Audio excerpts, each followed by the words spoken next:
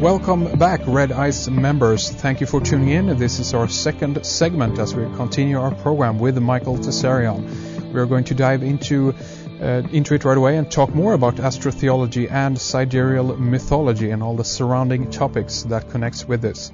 I want to begin this segment here to talk a little bit about the Hyksos, the all-prevailing Hyksos. They keep coming up all over the place, and many roads, so to speak, seems to be leading towards this specific people.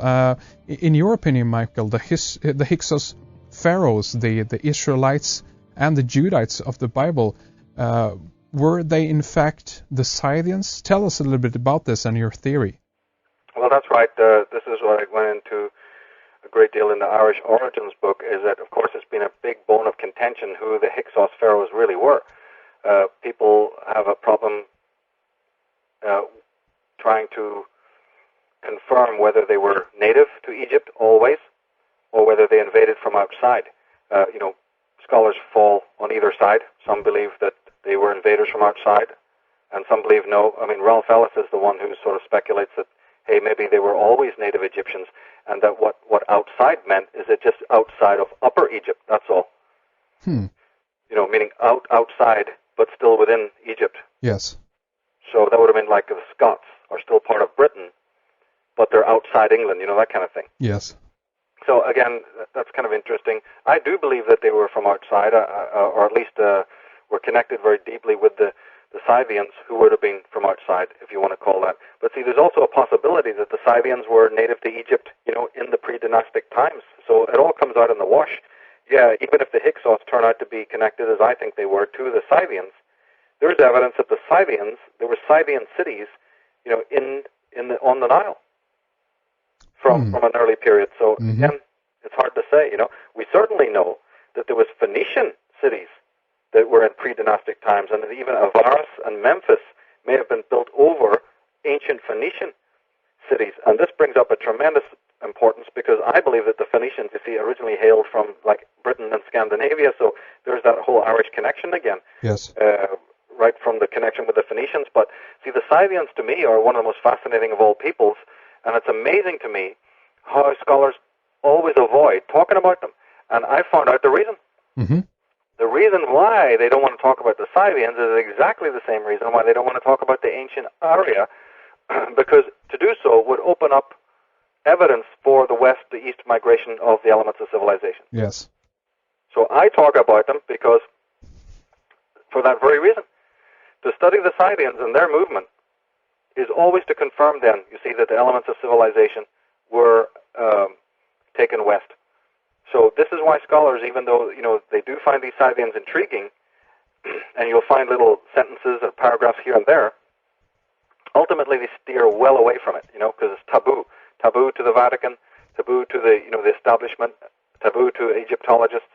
And so what they'd rather let us do is hang there wondering about the Hyksos and where could these people have come from? Were they Indians? Were they Nubians? Were they Hittites or whatever?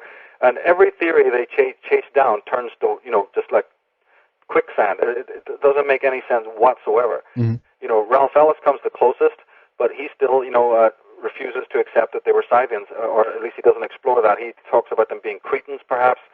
There was some very, very paltry evidence showing that they may be connected to the Cretans from the island of Crete. There may even be a connection to people that the Bible refers to as Philistines. Although when you really look into the matter of the Philistines, you find out that they probably were Cretans,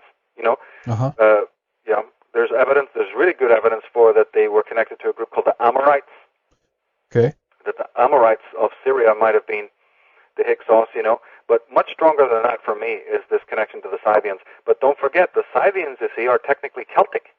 Well, exactly, because, we could say, I guess, that these Scythians lived in Europe, but only because that, they were displaced from Ireland, Britain, and Scandinavia because of the Cataclysm, and this consequently brought them down into the regions of Egypt and Middle East, Persia, correct? Well, this is what my book goes into, and that is that any of these groups that when normal history picks up to identify these groups, you can't just simply assume that the territory that history acknowledges that these people inhabited is their original habitat. Right. This is preposterous to do so. These people were not just nomadic or horseback riding or whatever. They were remnants of an unbelievable upheaval from nature that literally, you can imagine just the whole continent tipping up and everyone having to flee, you know what I mean? Yeah. So Britain was made naked, Scandinavia was made naked, was destroyed, utterly rent, as you can read in the Edda. I mean, people only have to pick up the Norse Edda, and the whole thing is full of fire and brimstone and gods and thunderbolts, you see, and the wreck of and ruin of the world. Yeah. So it's in the mythologies. Well, people just don't sit there and, continue in a situation like that. They have to flee. And I believe this happened with the Scythians, that these people took to horseback, became sort of semi-nomadic, did move into the steppes of Russia and into the north, into Anatolia, into what's known as Turkey today, because they were being displaced from further west. This is the piece that is so critical, that is never brought to light. Second part that needs to be suppressed, and which has been suppressed, is that the Scythians didn't stay there. They moved as far as the Indus Valley in India and Pakistan. They moved south into Palestine, into Galilee, and into Egypt. Mm-hmm. These are the pieces of the puzzle that are simply, so taboo. But see, the Irish records tell you this happened. The Scythians are mentioned in the early Irish records, and the whole, it's fragmentary, but we can find out from the Irish records that the Scythians spent time in Egypt exactly around the time of Akhenaten, that we now know was the time of Akhenaten. Okay, wow. Yeah. Now, so this picks up the whole story, you see. Now, the Eastern Scythians were known as Mesagete, which the word get means goat. Yeah. That means that these people were Goths. These were Nordics. These were people who were, the goat men.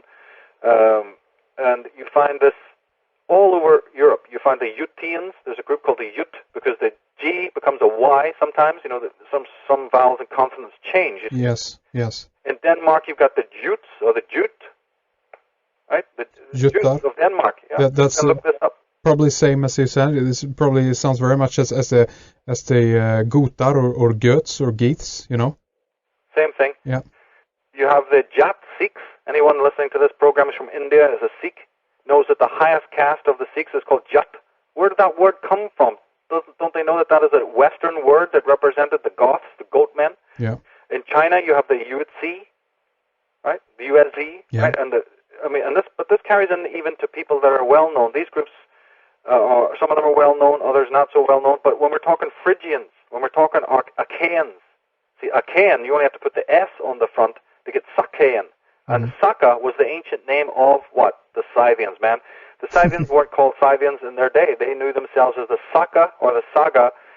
This is a word root where we get words like sacred from, or sage, the sages, the magi.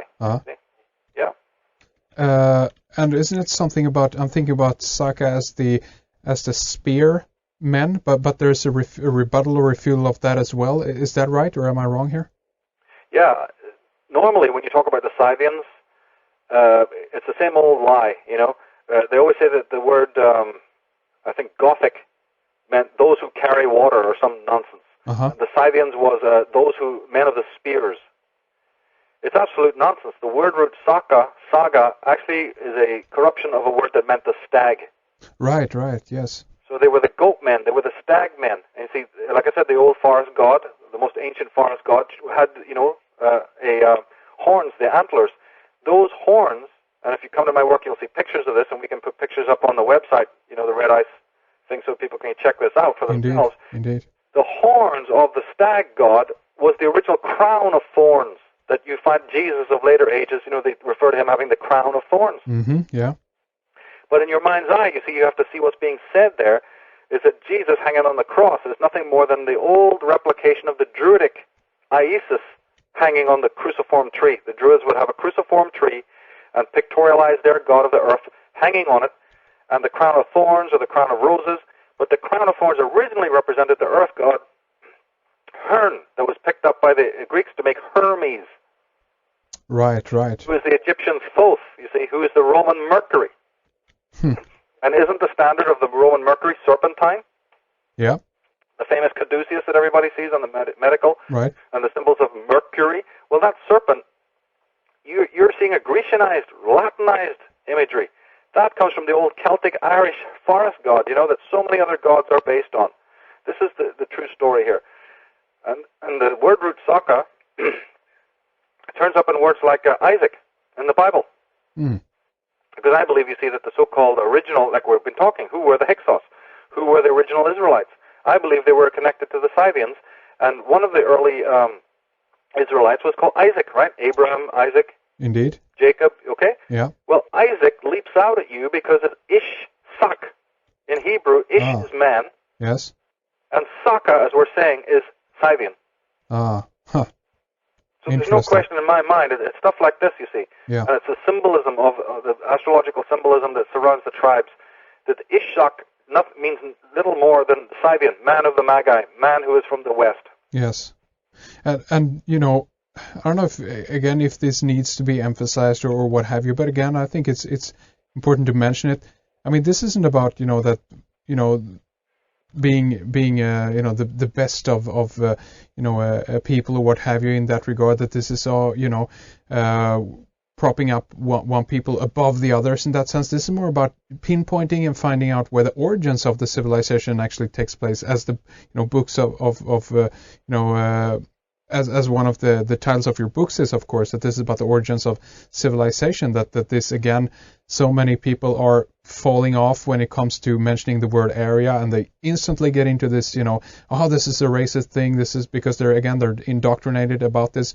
But again, we could just mention that and emphasize that at this point, that this is about finding out, who were the originators of the system that we now can see around us. Am I correct, Michael? Yes, and you have to add to that we need a memorial, a tombstone, to these originally morally superior people, because there are no Arya in the world. The point needs to be made crucially, exactly what you're saying, and to underline it, is that we're not talking about a species that lives today. Right. All these people were massacred. What my work is about is saying I'll not allow those destroyers to be using those terms as if they are the moral aristocracy. Mm-hmm. In fact, the word aristocracy contains Ari, the same old word root for the Arya, right? Yes, there you go. But the people that are running around in this world today who think of themselves, and I would love you to think of themselves, as aristocracy, the oligarchy, they are not the oligarchy. They're the mass murderers, so the work is justified. My work is justified because at least these guys, the original, are dead.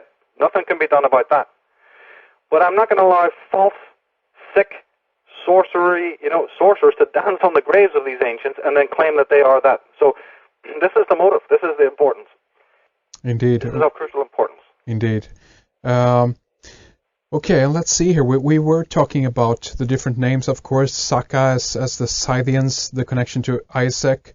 What about the name of Israel or Israelite? Tell us about that.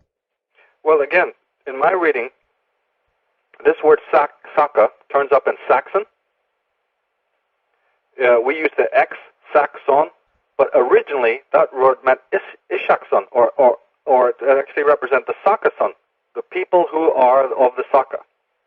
Right. So the Anglo-Saxons, right, who are always claiming that they come from the Teutonics and whatnot, mm-hmm. The Teutons were a tribe, a Germanic version, a Western version of the Scythians. So it's the same big group. This is what they have tried to fool you by making up all of these terms. Terms like Celtic, which are now being dropped wholesale because it's so spurious. All sorts of terms that have been put in there by the historians to confuse the hell out of all of us. Yes. Names have been made into titles and so on. But you're right, Israel is the same story. Israel is nothing more than the Is from the Isus, which is the old Gaelic, Celtic, Irish god of the forest, right? Yes, yes.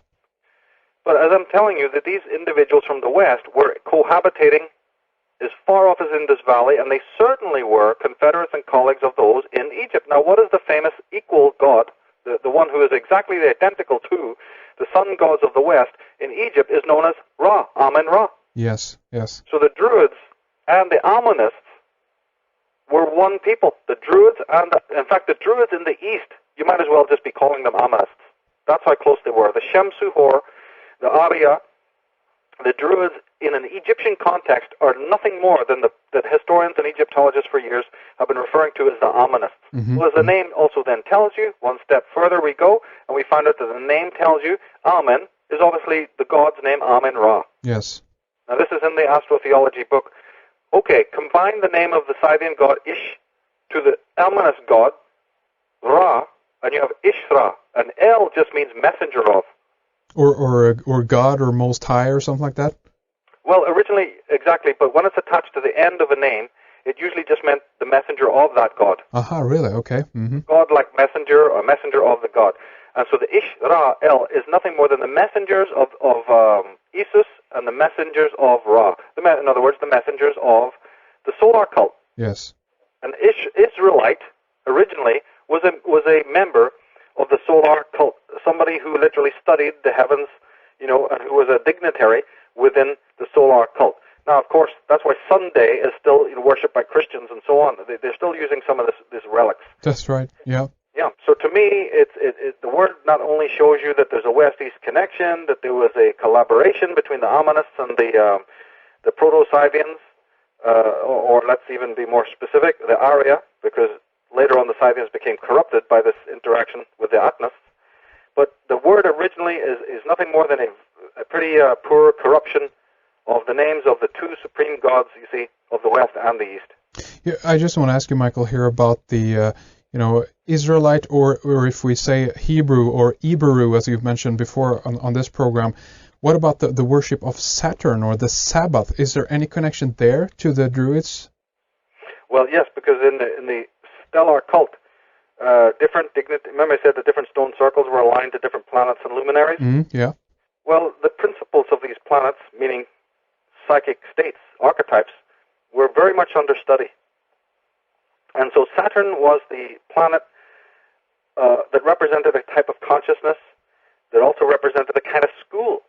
Just like you have to pass through different schools in the mystery tradition, the Saturnian cult, Yes. was a particular school. Just like you have divisions of Sikhism, divisions of Judaism, divisions of Christianity. Well, so you had divisions of Druidism.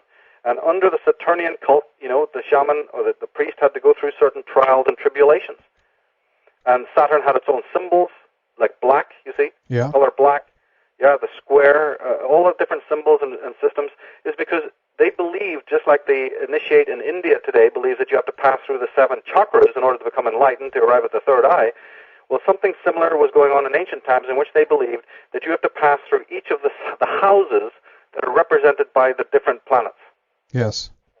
And until you matriculate, pass through the house of Mercury, the house of Jupiter, the house of Saturn, you see, you're not going anywhere. Again, we're talking astrology. People listening to this will realize, okay, I understand that. That means passing through each of the 12 signs of the zodiac, the trials of the zodiac, emphasizing that man is all 12. The zodiac is nothing more than 12 facets of a single individual, 12 mirrors of one face, you see. Yeah, so all of these have a tremendous importance. The sublunary and the whole concept of passing through these colleges to matriculate and master all the different aspects of yourself, basically. If we go back again and talk about the Scythians, do you believe that they made their way then to the Indus Valley, that area, and actually became known there as the area? Yeah, they two possibilities. One is that the Scythians was a later. There's no question about it that the Scythians did get to the Indus Valley, but they may have been a later group because the Scythian history is basically picking up from about 2000, 1400 BC. Mm-hmm. The original white-skinned visitors or people, the original area that moved out to the Indus Valley. You see, we're in much earlier days. This is before the age of catastrophe. So people have to understand that we're talking about two different west to east transitions. Both, though, are going to be denied by Western experts because of what they mean. Yes. There's no doubt in my mind, you see, that the original area had moved out even as early as 10,000 BC, and we know this because the whole Indus Valley complex was devastated because of the drying up of the Saraswati River. Yes, yes. And when that happened, those communities, which scholars now believe had millions of inhabitants, millions, can you believe that? Yeah, millions of inhabitants along the Saraswati River from Pakistan into India, all cohabitating, a very high culture, a culture that's been forgotten, you see, that the remnant of that was referred to as the Aryan culture, that now percolated down into northern India, 700 BC, whatever, and became sort of the backbone of a lot of misinterpreted, Yes. concepts. Yes. Yeah, but I have no doubt in my mind that the Scythians, and the reason why is because Professor L.A. Waddell, who is a scholar who, in his own way, also talked about a sort of a west to east transition. He didn't take it from Britain like I do. He believed it happened from Anatolia, from Turkey, and involved people like the Scythians and the Phoenicians, you see. But even if you can't accept the more early migration from the far west, like I'm talking about, at least Professor Waddell, who's also, his books were suppressed. He's one of the most suppressed authors. Yes. And he's even going light. He's saying, listen, the people who lived in Turkey, specifically Cappadocia, in ancient times, this is just about 3,000 years BC, are a people who, because of, I don't think he also talks about catastrophe. He doesn't give the reasons why they migrated. Okay. Yeah, he just says that they all moved, and he's definitely placed these people, and believe me, he was one hell of a linguist. This guy spoke about 5 of the Indian languages, was one of the most incredible philologists and etymologists in the completely academic sense, Henrik. Right. So people fire and brimstone people like me for, dabbling with etymologies, and they think it's all spurious. They haven't the faintest idea of the people who've already confirmed what I'm talking about and so much more. L.A. Waddell was one of the most incredible linguists. He was one of the first people to ever study the Sumerian script when it first came out. Uh-huh. Of course, he drew different conclusions than all the other liars and fakers were teaching, because he understood that there was a west to east migration. Right. And his books are very important so that people can look into this whole question of those who inhabited Cappadocia, Turkey, and their role in colonizing India and also Egypt. Right. Let's see here. If we talk about the Hyksos, the Scythians, we can say that they were Atonists then. They were expelled and decided to make a return to their Western ancestral homes to form a new empire. And I think you connect these Atonists to the some of the Roman elites, the Roman elite families, but also to the Merovingians of Germany, France, and Britain. Tell us about this. Well, that goes back to what I was saying about the fact that it's so intriguing that if you follow my thesis and do identify the Hyksos pharaohs as Scythians, that means that they were from outside originally, and that they teamed up with the Atonists of Egypt. Either they were the Atonists of Egypt, straight up, or a secondary interpretation is that no, they were confederates of the Atonists. Yes. It's hard to know. It's hard to know which one it was, you see. Yeah. Did the Atonists grow out of Egypt through the sun priests of the Temple of Heliopolis? One aspect seems to say that that's the case. And then these Scythians who moved into Egypt were welcomed, you see. The Irish records say that the Scythians entered in and they assisted the pharaoh of the time, possibly Akhenaten, or his father, in wars against their enemies. Right. And for that reason, they were heavily rewarded with land and jewels and property and all of this stuff. So what I think is that they were actually on target right at about the time of Akhenaten's reign. This is what I think. My own intuition tells me that Akhenaten was at war, you see, and we know this. There was tremendous conflict, and that these Scythians came in and took his side. For whatever reason I wouldn't know, these are members of the solar cult, members of the positive, uncorrupted solar cult in Scythia, and originally, as you said, displaced from Britain. So they're perfectly Druidic, they're perfectly members of the Arya, they're Gothics, they're Nordics, the Saka. But one small group, the Irish legends say that one small group broke off from Scythia, headed to Egypt for whatever reason, helped the local pharaoh in various wars against his enemies, all exactly dated to around the time of Moses and Akhenaten. You see, there's this incredible dating. They're heavily rewarded for this. They marry into the pharaoh's family. They take wives, right, and all of that. Yeah. And then subsequently, the Irish records say, for no specific reason, they leave. We know that ties in with not just leaving or going on vacation. We know that what that means. We know that that's the famous expulsion. The Exodus, yes. You have to join up the dots, you see, and then you find out, oh my goodness, the leaving is because these people are being exiled. That means that they have teamed up with the Atonists and Akhenaten, because it's Atonists and Akhenaten who's being thrown out. Egyptologists know this. Yes. Yeah. So the Scythian vacation of Egypt happens to coincide. So obviously, right? Yeah. And reading the Irish records leaves you no doubt about it, that these are the same people, or they're at least two confederates. And see that old Templar symbol? The main emblem of the Knights Templar is two riders on a single horseback? Yeah, yeah. This is where I think this comes from, and I have a section on this in the appendices. We'll put a link up to this interviews page. Yes. And people can go and see that symbol and see what I have to say about it, because I believe that Templar symbol, and also the Templar symbol of the double cross, they have a double cross symbol as well, a red cross, that's two crosses, right? Yeah.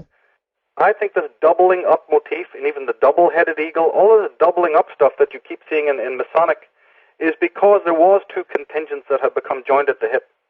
This is what I believe. And then after being expunged from Egypt, they start moving back to Scythia. But guess what the Irish records say? They confirm what I'm talking about. When these Atonist Scythians got to Scythia, they weren't welcomed back. Right, exactly. They were not welcomed back. The Irish legends are clear on this. And they had skirmishes. They had a lot of rivalry. They had fighting for the throne. And then they had eventually to leave Scythia, and that is when they headed to Spain, and then later over to Ireland.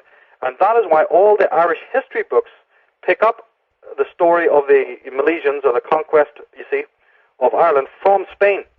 Ah, okay. I see. They're hesitant, Henrik, to go deeper into who they call them Iberians and Milesians, right? Mm. And they often admit that they were Scythians. Even the Irish records do admit they were Scythians. But they don't then say, well, what was going on in Scythia? What was the little story before they came to Spain? Well, most of the scholars, 9 times out of 10, when they're dealing with this particular area of Irish history, strictly stick to the presence of these people in Spain, because they were there for a long period of time. It's partly justified, but they refuse to dabble deeper. And I think that they refuse to do it because they know what we're talking about here, that in fact this would trace it back to Egypt, and that they don't want to confirm, you see. Interesting. But Ralph Ellis has confirmed it. The other independent scholars have confirmed it. That the very boats they were using, many of the things, that the implements and the names of the places that they were giving to these lands in Spain were Egyptian. Yeah. And even certain beads have been discovered. We're even talking archaeology here, in which the designs of tombs, the laying out of the mummification, all these things that are found in Spain and Portugal, and partly in France, betray a certain Egyptian look to it, you see? Right. So we know then that these people who eventually conquered Ireland had an Egyptian connection, and I have fleshed that out to show, yeah, they did, and they brought with them no less than the daughter of Akhenaten, who gave her name to Scotland. Scota. Her nickname was Scota, yeah. Yes. This is fascinating, and of course this is the symbolism also here. That's a very interesting, interpretation to all of this. We can think of, you mentioned two riders on one horse. I'm thinking obviously of the double-headed eagle, right, looking both east and west, that this is a joining of two different groups, and this is basically the initiation or the initial steps, I should say, towards a new world order, a unified, a one world order, basically. This is potentially the first step towards this that we can see here. Well, it's an old world, it's new world order because of an old world disorder. Like we said in the previous section, when you see that term written under an Egyptian pyramid, you've got to start connecting the dots and wonder, was there an old world disorder? Well, we know there was an ancient pre-Diluvian disorder, but then there was one in Egypt. There was this disorder in Egypt in which there was a corruption involved. Yeah. Solar cult divining. Certain people having a hybrid religion, swearing to it, swearing allegiance to it. A form that is not accepted worldwide anymore. It's a corrupted, tremendously demented form. These people are expurged from one of the greatest kingdoms in the world. They are left sort of naked. They are looking then for what? Their motto is the world is not enough. Now they want to replace Egypt. How can you do that? Yeah.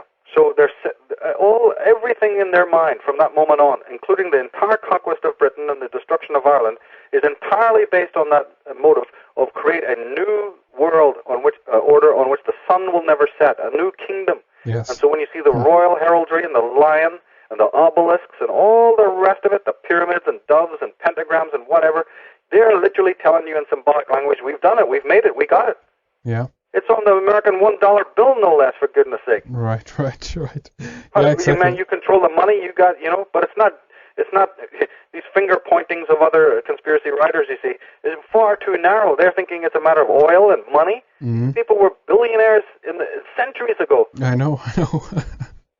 It's incredible. Yeah, exactly. And it's important to look, extend this as well, because as you say, the looking at the oil and the money and the greed as a reason for all of this. Of course, it's a good step. It's the initial step to this, but then again, looking beyond that fact is much needed, and discover that there is more. And as you say, when you said that the world is not enough, I'm thinking of when the eagle is landing on the moon. It's like going out into space. Even the conquest of the solar system. That's next, I guess. Well, when you control the world, you put your stamp on it, don't you? Yeah, exactly. Yeah. Yeah. I mean, this is a common fact.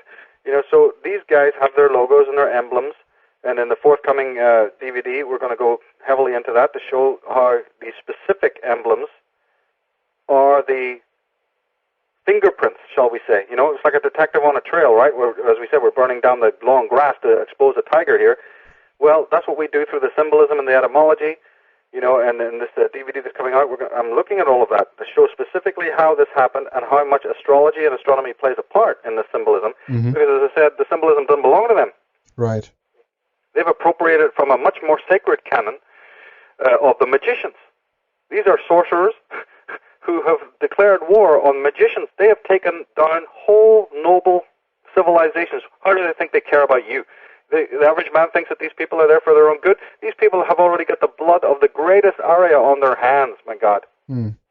Right? Yeah. What do they think they care about the average Joe in the street? Mm. Yeah. If we talk about the two riders on one horse, that's obviously, as you mentioned, Michael, a very famous Templar emblem, the Knights Templar emblem. Then, of course, we have things as the symbol of the other symbol of the Templars, the red cross. I understand there is a connection there as well to the Gaels of Ireland, known as the Red Branch. Tell us about that. Yeah, that's right. Again, you see, the people that the Irish historians talk about as the Gaels, and it's a proper word. Nothing wrong with the term. It's actually more proper to use the word Gaelic than it is to use the word Celtic. And Gaelic, or Gael, the root means foreigner or stranger. Mm-hmm. Like Galway, right? Or Donegal, right? Okay, yeah. Yeah. Gal, like Galilee, is the old Gaelic, meaning those who are the strangers. They're the Atonists I'm talking about. They're the Scythian, Atonist, Milesians, who enter Irish history as the Milesians, and the Irish call them the foreigners, the strangers. And believe me, there's nothing stranger than Atonism, so they were quite right. So, and remember, because the Druids were collaborators, right, confederates of the Amenists, they did not receive the Scythian, Milesians, Hyksos well.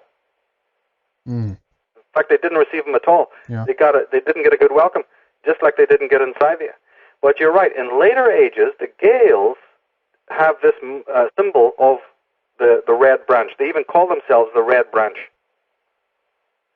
And we have the Red Hand of Ulster, remember? Yeah, indeed, on the flag, yes. Right, and Ralph Ellis totally takes that back and shows that is the glove of a very famous Atonist pharaoh who's the uncle of Akhenaten. Had this red glove, you see, that was his symbol, the red hand, the red glove, taking it back to that pharaoh who was the uncle of Akhenaten and ruled in Egypt for a very short time, like 4 years. And his name was Aya. Right. In Egypt, it means eye, just like it sounds. So his name was literally Eye. E-Y-E, like your eye. Yes. It can also be pronounced Pharaoh Aya, you see. So these are Atonist symbols that we're finding leaking back into Europe and into Britain. The Red Cross is one of them. I go into that in the new DVD. There's some of the horseback riding, the double-headed eagle. Most of the regalia that you see used by the crown, the Windsors, Oh, yeah, but even through the Tudor dynasty and the Plantagenet dynasty, incredible amount of symbolism that has Atonist bearing. And that's why we always have to remember that, behind the Judaism, behind the Zionism, behind the Jesuitism or the Catholicism or all of these other things that have been created by these people are just fronts. These are perfect working fronts so that the real tiger remains hidden in the long grass. And just in case, there should be any kind of uprising from the people of the world, well, it'll be useless because you'll just be fighting amongst yourselves on the geopolitical board game, one group fighting about another group. Yeah. And all the time, the masters of the game, have nothing to fear. Well, there you go. It's a brilliant tactics, and then of course keep people fighting amongst themselves of who's to blame for all of this. No, it's the it's the Zionists, it's the Jesuits, it's back and forth like that. But as you say, it's a very important point that this is all branches of the same tree we're talking about here. You remember when kids played blind man buff? They not only put a blindfold on you, but they turn you around a couple of times. Yeah, sure. And then go, yeah, try to grab us. That's what you've been doing. That's what the world has been doing. Right. One guy's dressed up like a Jew, another without a faintest idea what the word Jew means. And there's a DVD that's coming out. I go into all of that and show you the connection of the word Jehovah, Elohim, Judite, Levite. I show the Druidic connections, the Aryan connections to all of this, where all these blinking words and terms come from.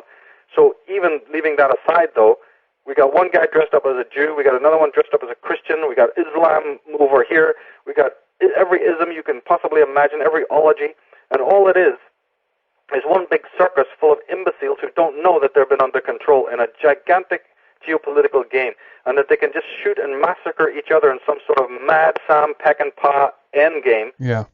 Which very might even start happening in the world if we're not careful. But most importantly, what people need to realize is that you've got these potentates and you've got these presidents and you've got these political figures who are always egging you on to have these conflicts. Yeah, that's right. But they themselves, right, are members of the lodge, clinking their glasses, dancing on their desks, having a ball and a party at how good and how dumb everyone is to not understand that it's all one big gang, that the Arabs over here and the Jews over there and the Christians over here are all run by the same hidden hand, and they just keep pitting one, cockerel against the next, one pit bull against the other. It's been done for centuries. Yeah. It's a willing dupe, and the willing dupes that are also kind of administrating this system in a way. They're propping it up and keeping it up like that, and many people, I believe, working or have pledged their allegiance, if you will, to these different branches. On many levels, I think that they are honestly thinking that they are doing something good, or that they are part of the group that is it, or what have you. But again, that they might not be privy to see the all the way up the pyramid, so to speak, and see how it is actually connected at the top. Well, they're not meant to. And earlier when we said it wasn't really about money and power and wealth, that's only true for the people at the top of the pyramid. The oily rags at the bottom, you better believe it's about power and wealth and control. Yeah. And even about oil. And remember, also these guys have a bit of dynastic rivalry as well. I believe so, yes. So they have long memories. In their history, they've had people who are, of the descendants of the old Arya. Like the Armenian genocide. Mm-hmm. Yeah. Right? Like this Georgia conflict that's going on now. Yeah. You see, like the Ireland conflict, the raping of Ireland that's still going on to this very day. They have old enemies that still have the descendants living. So these people are involved in ritual murder, ritual sacrifice, the erasure of people who may even be descended from their ancient enemies of old, you see. Mm-hmm. So, yeah. and even more than that, they even have rivalries within their own dynasty. Yeah, of course. Because you're dealing with psychopaths, you're not dealing with sane people. Psychopaths, you can't really know what they're going to do next. They love conflict. They're forever blaming others. A psychopath never sees himself in any form of, responsibility for anything bad that ever happened. Right. They will take credit for everything good that happens, even if they didn't do it. Yeah, exactly. Yeah, sorry. But they will not take responsibility for anything bad that happens. They'll blame you. Yeah, of course. When you're dealing with people like that, Henrik, who are in positions of power, my God, you're going to be in real bad shape. And as we have been, the world has been in bad shape. So a little bit of good that happens, and some potentate, some president is jumping up to tell you, I did it, it's all me. From Winston Churchill, right, all the way through up until George Bush. Yeah. Anything good happens, they're going to take the credit for it and try to go down in history as the great creators of harmony and one world order and all the rest of it.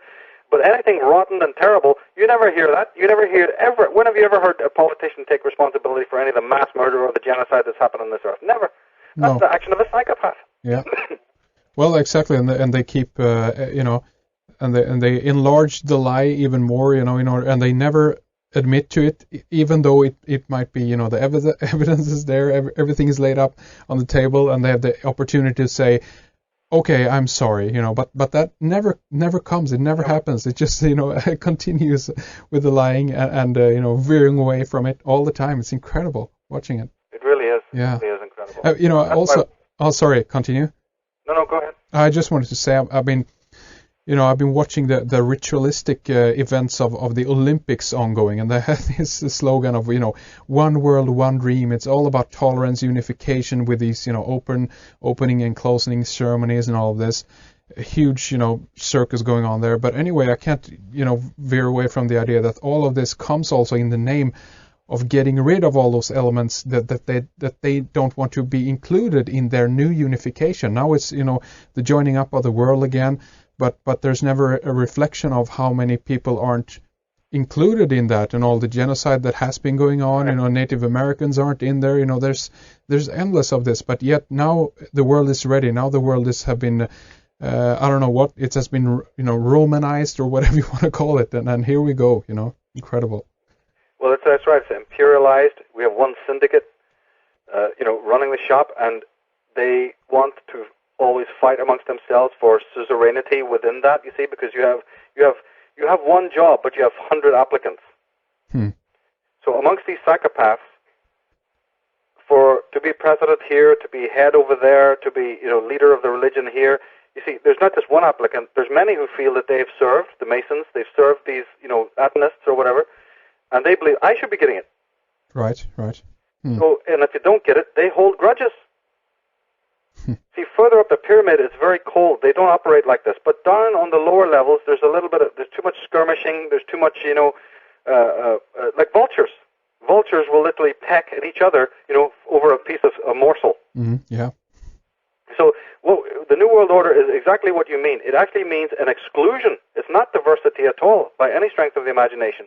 It's actually a new form of sovereignty, but sovereignty only for those who are in lockstep with this New World Order agenda. And who has bowed down to their rules and their principles and their right. Law and order and what have you. And the second thing we need to realize, which makes a lot of sense about what's happening in the world today, is that you've got a lot of applicants for each position that these overlords, the real high overlords, are handing down. Yes. It's a very limited paddock of operation.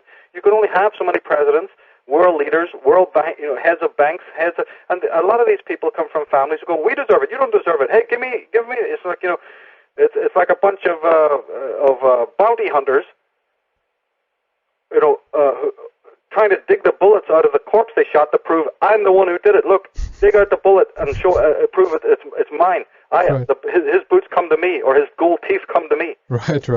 Jeez. Well, that's humanity that's been shot dead, and now all these vultures are sitting there debating whose bullet is in his head, and if you pull it out, it's mine, and therefore I get his gold teeth, and I get his boots, and I get his leather jacket. Yeah. I mean, it's amazing, but this is true. Who's going to control the shipping? Who's going to control Dubai? Who's going to control, the space program? Who's going to control the corporations and the banks? And it's a constant centralization also of power, of administration, of how the world is being run, and that is obviously then done for that purpose as well, in order to make get it into the hands of fewer and fewer people. This is really the game, unfolding. We're watching here, so to speak. Which family is going to stand at the top of this pyramid at the end of the game? And they're looking for this kind of a mafioso Godfather type, family that's going to be potentially at the peak, as it were, of the pyramid at the end of all of this game that has been unfolding. History before our eyes. Well, the true masters will never be seen. My work always deals with that.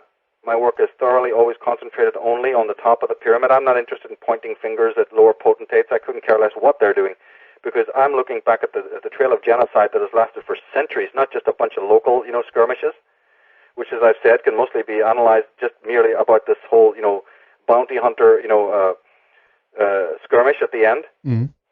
Yeah, I'm aware of the slaughters that these people have done thousands of years ago to the greatest of all mankind. Yeah. So, my sort of study is find out who are the true culprits, and you're not going to find them known publicly. So if you're hearing about Rockefellers and Rothschilds and Oppenheimers and Bowers and and anybody, if you're even seeing certain royal personages and so on, it's very doubtful that they are the head people. They are the machinery, but it's highly doubtful that these people, will be the main controllers. We hear about the Francis Bacons. We hear about, the Jacques de Molay. We hear about the servants of God. Yes. Yeah. We don't see those real hidden masters. We just see the people, the glove puppets that they're using. But that's okay. Let's continue to study, what's going on.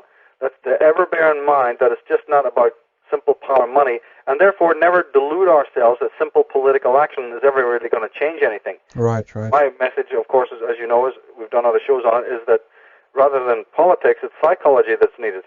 Yeah.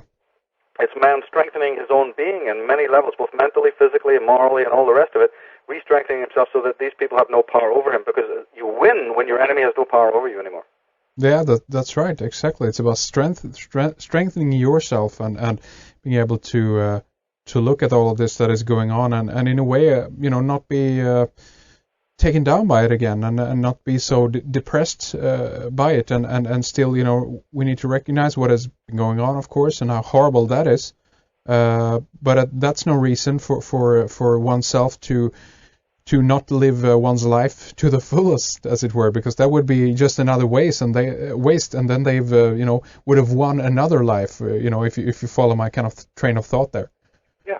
Well, see, don't forget that they're dealing, in one way you can't blame them, because these deceivers realized that man was traumatized from a very recent age of catastrophe, right? I mean, it's a blink of the eye ago. Yes. 10,000, even if it's 13,000 or 13,500 years ago, those traumas were very recent. Millions and millions of people were wiped out. They found their bodies. You just had David Hatcher-Childress on your own show telling you that they found the tektites, the radioactive tektites, the fused glass, the radioactive bodies, right? Yeah. We've studied it. I got into this in depth in my own book on Atlantis. Along comes this new control oligarchy and realizes we're going to make use of the fact that man is a fragmented, terribly primitive, limbic creature. Religion is what takes care of that. So today in this world, you see the religions of the world, a lot of the phraseology and vocabulary of presidents and people in power is always to stimulate you on the limbic realm. The news, the media, infusing you constantly with an injection of fear, trauma, anxiety, so that then you're on your knees to these people who put themselves in authority. You're not wondering whether whether they hold those posts by any sense of legal right. Yeah. You're traumatized. You're like a worm. So, and they have you in that particular limbic situation. Then it becomes very easy for that for us to be manipulated. Indeed. So, and that worm then trying to get together with a bunch of other worms in order to try and imagine that some sort of political rallying is going to change anything. They may give you the illusion that it will change something. They do hand that out to you. I'll give you that they have a small level of successes. And believe me, most people are completely satisfied with that. Well, they're not going to look into any of the deeper matters. Just look at the most successful slogan of the recent debacle, right, from the Obama campaign. Isn't that just one word? Change. That's it. That's the main thing that's running here. So again, people, okay, yeah, let's bring in change now. Now we have had 8 years of George W. Bush here, and let's bring in something new. But is it really going to be something new? Is it really going to be changing here? No, that's another one of these talismanic words that sounds excellent to the unconscious mind. Yeah. because that's what people really do want. They want change, but they want psychological change. But these people keep saying, no, you don't want that. You want us to give you social change, political change, and people have bought into it. You once addressed to me, I thought it was excellent, about the word revolution, and that's also a talismanic word. And you pointed out that it simply means leaving a place only to return back to it again. Exactly. Yep. It's stasis. It's only the illusion of movement. And this is what they've got done. And more than that, are these people ever going to study who the Democratic Party is? That they were, first of all, the Democratic Club, which is connected to the Jacobin Society, you see, that goes back to the original Illuminati. Are they going to study how the Illuminati infiltrated into America and the Knights Templars? Are they going to study the occult history of America? Of course not. No. Or the occult history of Ireland? Are they going to find out about the Club of Rome and how it's insinuated into America through the Jesuits of Georgetown University and Opus Dei? Or are they going to look at the whole question of the Council on Foreign Relations being a royal, right? Bastion, there in America is the royals are still operating through the Council on Foreign Relations, which control almost every aspect of American politics today. Connected to London. Connected to the Royal Institute of Affairs, I think, That's right. That's Royal Institute of International Affairs, Clapham House, and connecting all back to the British royals. Yeah. So on paper they have one setup, and then the real story of America, the real story of the power corporations, and how every president, all the way back to Roosevelt and probably before. In my research, there's no ending. It all goes all the way back even to Benjamin Franklin. I'll be dealing with this in the new DVD. I've dealt with it in other books. I've dealt with it in the Irish Origins book about how these Franklins and Jeffersons and Washingtons, you see, were all, henchmen of the Illuminati. It's just a big spin that they were, for a free America. Nothing remotely was like that. But in order to get people from Europe to push the wheel of America, they needed to have these glowing documents and glowing constitutions. But it's all a farce. Never once has any of that ever been honored. And the proof is in the pudding. I have the proof in my work that these individuals were, connected to the royal dynasties. They were agents of the royal dynasties. They were connected to Grand Orient Freemasonry of France. They were connected to the Nine Sisters Lodge. They were connected to the Hellfire Club, right? They're connected to the House of Lorraine, which is a double cross. Look up House of Lorraine or Lorraine, France. Yes. And you'll find it's the double cross, the red cross. And Charles de Lorraine is one of the major funders of the Illuminati. He was actually the patron of Adam Weishaupt, who was a Jew turned Jesuit, turned Illuminati. Yeah. My work goes into the real reasons for the creation of the Illuminati, the real reasons for the creation of Protestantism. And again, another ism, you see. These are all isms, one appearing to be posing, because if you're smart, if you're intelligent in this world, and you really are this kind of level of sorcery, the one thing that you know is it's better to create and fund your own opposition than to have the true opposition. Exactly. There you go. Very important, actually, because again, now them people, good-willing people who want to see some kind of change, they want to do something, they're instantly grabbed up by the controlled opposition, and they're putting all their energy into something that never potentially is going to happen. But if it does happen, then the same side is gonna control that side as well.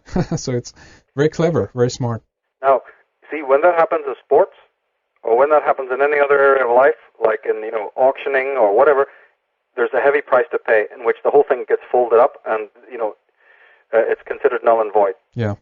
We still have to understand that game of one hand playing both sides is what is operating in politics all the way across the board.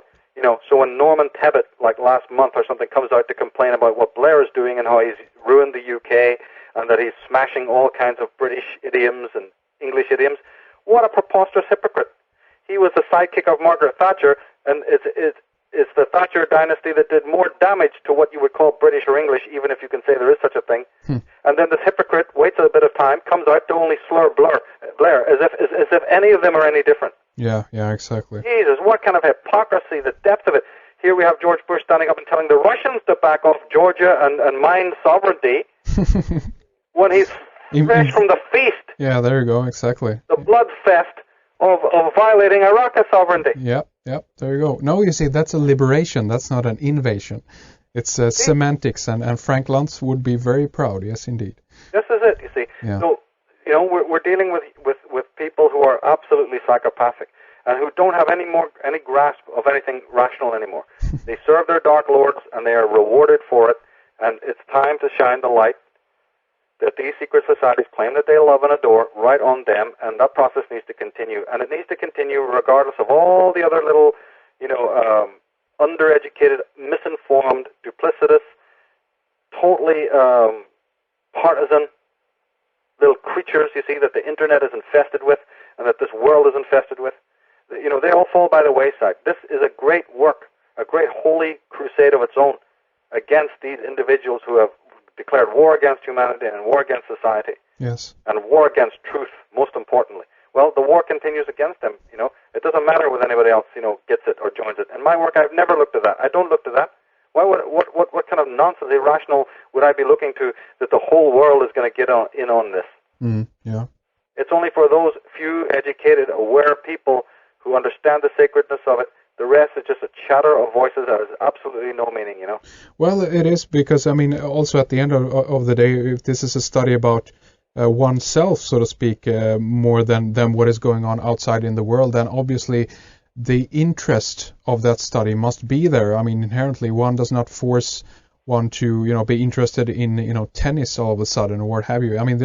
It's just the same in one level, although that this is a more, I would say, more kind of sacred study, of course.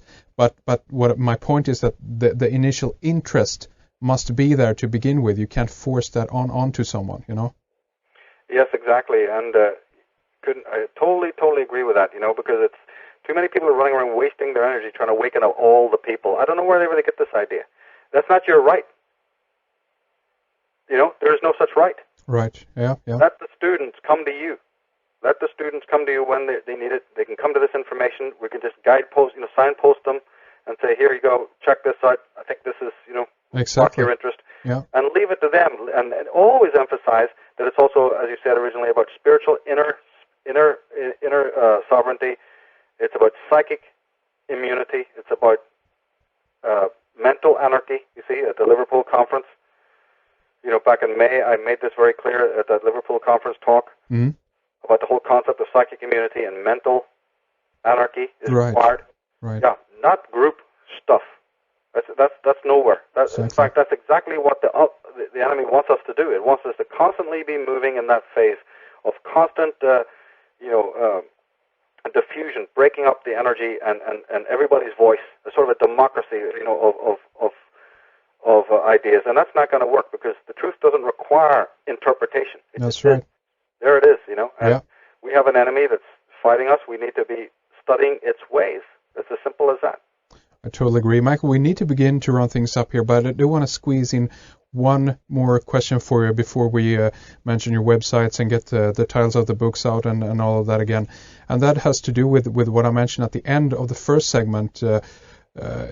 Basically, I want to ask you if you believe that there is a fight, so to speak, going on. We talked, of course, that there is a fight going on between the lower levels, the different sides here. But what I'm getting at is this idea of that we're potentially are entering into a new era now. If you look at astrology, we talked before about the difference between the age of Taurus and Aries. And if we now are potentially standing at the same kind of crossroads, that there is an old order belonging to the Piscean and a branch or a fraction of this, what they call, I guess, New World Order, are looking to move into Age of Aquarius and bring in their new laws and rules for the new age. Do you think that there is anything to that idea or that concept? Oh, absolutely. And there's many ways of stating it, Some people stating it as the replacement of an old Saturnian world order with the Uranian or Aquarian new age. Mm-hmm. That's a way of looking at it, and that's quite right, too. People have said, like you're talking about, that each age changes, and when you come close to the edge or cusp, there is a time of tribulation. Yeah. That's absolutely. I interpret it, I look again to the canon of astrology. In my work, I'm very much conscious of the role of Pluto. Yes. Because on an archetypal level, the energy that Pluto represents is exactly the same energy that the Holy Spirit that's spoken of in religion represents, i.e., the self. In psychological terms, Pluto represents the self. But it also represents the removal of all the layers and all the weight and all the chains and debris that hold the self down. Everything that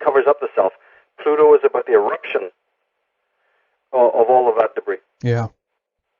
Now, what could be more corrupt, you see, than in politics and in the world order than what we've got right now in the world? Yeah, there you go. Now, it turns out that Pluto, the planet, Pluto, is entering into the sign of Capricorn as we speak, basically. And it's going to stay there for about 13 or something years. Right. Yeah. And this will, and we talked about this before, but just to make a brief kind of round up on that, so to speak, or a recaption of that, this will bring up all the dirt, all the secrecy, all of the lies will be exposed. Is that right, Michael? Well, yes, because don't forget that there's 12 houses of the zodiac, and there's these planetary bodies, right? Mm-hmm. As I said, let's just speak in strict astrology here without getting into the esoteric archetypal aspect. That would take too long. So in strictly astrological terms, the 12 houses of the zodiac, and then there's the planets that move through them. But the planets are not always compatible with the houses that they move through. Right, gotcha. Some they're compatible. See, if Pluto was moving through its own house of Scorpio, it's compatible. Mm-hmm. Right? Yeah. If it's moving through Capricorn, which is normally ruled by Saturn, my God, nothing is further from compatibility.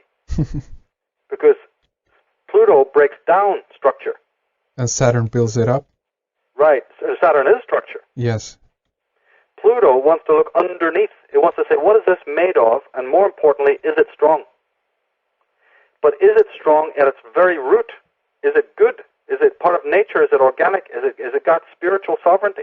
Pluto is the psychic hygienist that comes in to really check out what is buried, what is hidden, what is suppressed, and what might encrust the truth. Because truth gets encrusted. That which is pure gets, encrusted just in exactly the same way that a table gets dust on it.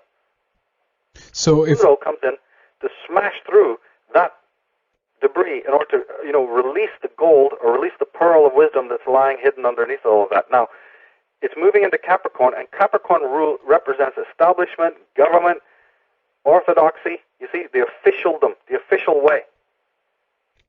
Right. And what this is going to do is, and believe me, it's moving in there, by the way, this November.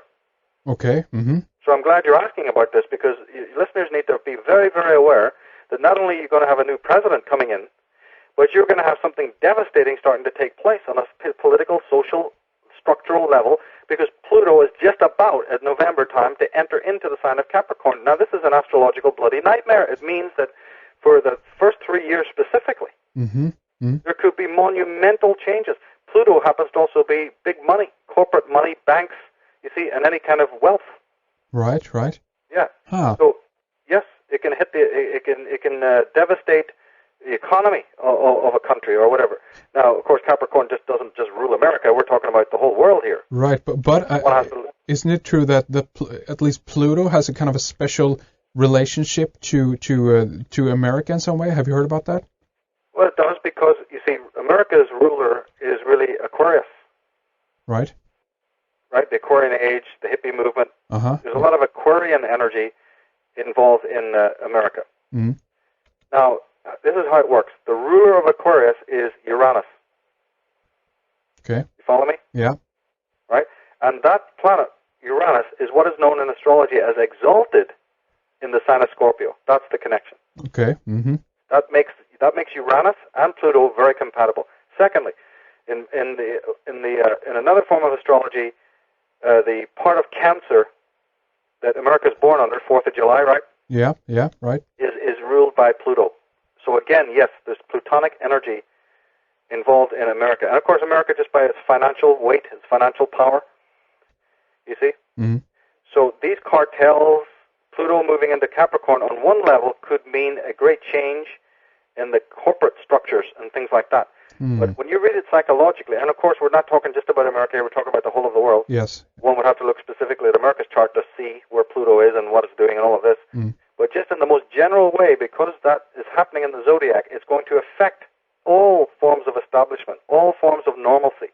It's basically a continuation of what this Maya countdown to 2012 is all about, that Indeed. I'm going into a lot in my work. Indeed. I want to emphasize always that when you're talking Pluto in astrology, you're talking self psychologically. So even though it may be bleak in the situation of trouble and tribulation. That's all stuff that has to happen to people because people could care less. People are running around looking for their surfboards. All right, I've always said, hey, 9/11 may have shaken you up. Did it wake you up? Yeah, there you go. The answer is pretty much no. Shake up, yes. Wake up, no. So you see, when sort of order and normalcy comes into people's life, they were looking for, where's their McDonald's? Right. And where's their surfboard? And where's the remote control? And the latest bloody fashion. So Pluto says, well, I'm going to come in to make sure that you don't have a moment's peace. Because what's going to happen is we want the self to emerge from the cocoon of the Aquarian age. We're ready to see our people going to come back to selfhood. Yeah. And we do that by shaking up your house until you finally wake up. It's like one of those little furry creatures that spends its life entirely in hibernation. You can't wake it up for love nor money. Well, that's the state of the human race. The only way you can wake it up is keep rattling the cage. Well, that's what Pluto's energy does, because Pluto is nothing more than a representation of the self of man, that which is most negated. Don't these sorcerers have no self? I mean, the reason why a psychopath is a psychopath is because he's at the furthest periphery from selfhood.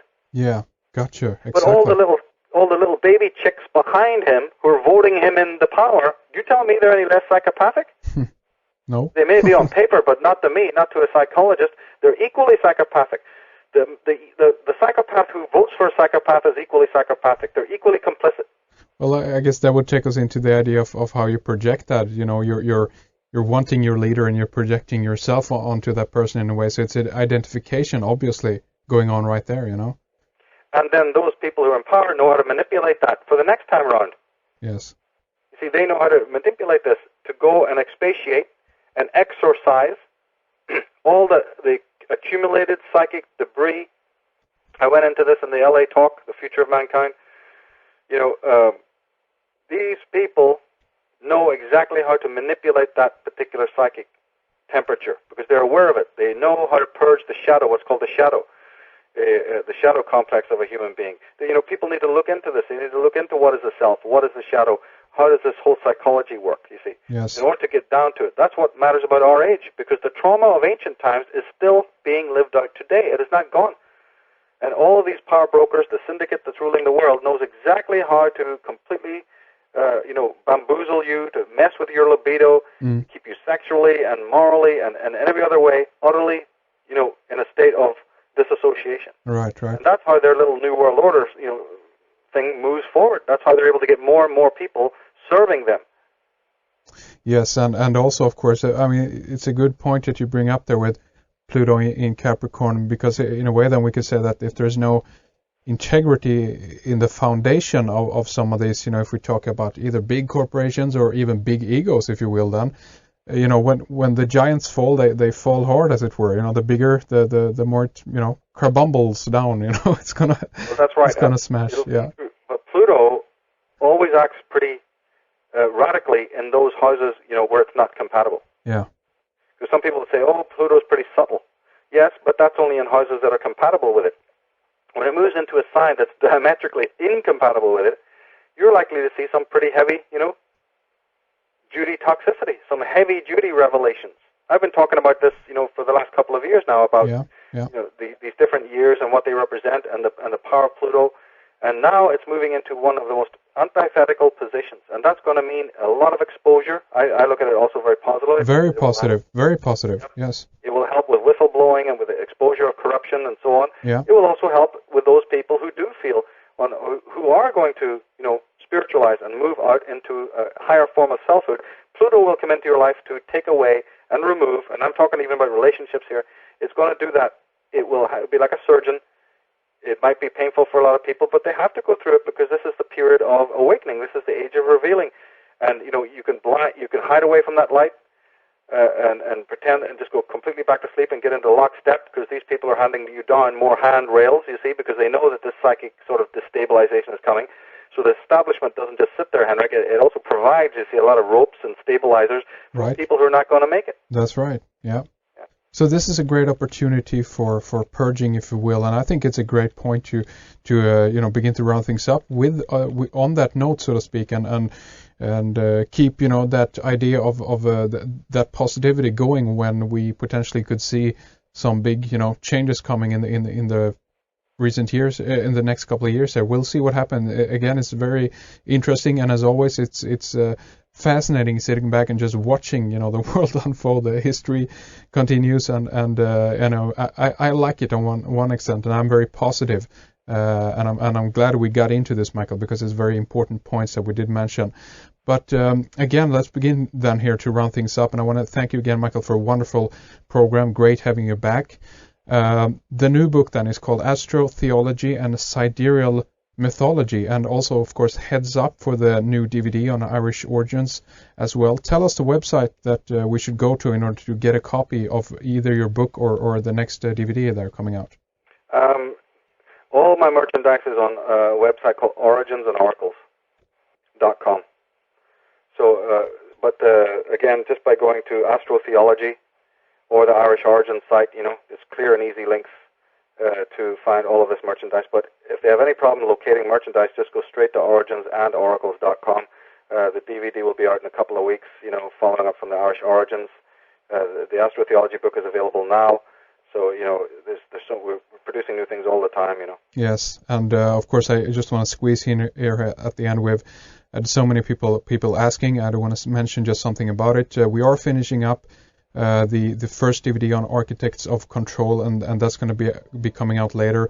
And we will be talking more about that, of course, as we're getting closer to the release on that. So heads up on Architects of Control, and also, of course, the Irish Origins DVD, and Michael's book on astrotheology and sidereal mythology. Thank you again, Michael. Great having you on. We'll talk more soon, okay? It's a pleasure, Henrik. Thank you.